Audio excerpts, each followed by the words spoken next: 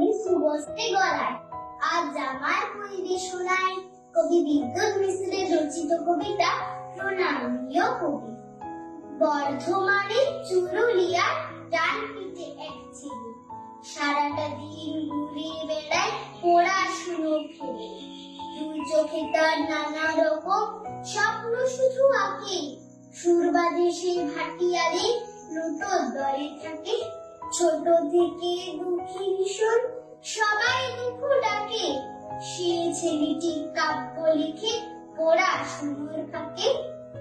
প্রতিবাদের আগুন জ্বলে তার কবিতার মাঝে, সাম্যবাদ ও প্রেমের পরশ সেই কবিতায় সাজে। সবার প্রিয় নজরুল তুমি প্রণামীয় কবি, হৃদয় তাই রইল আঁকা অমলিনের ছবি। হৃদয় তাই রইল আঁকা অমলিনের ছবি। নমস্কার।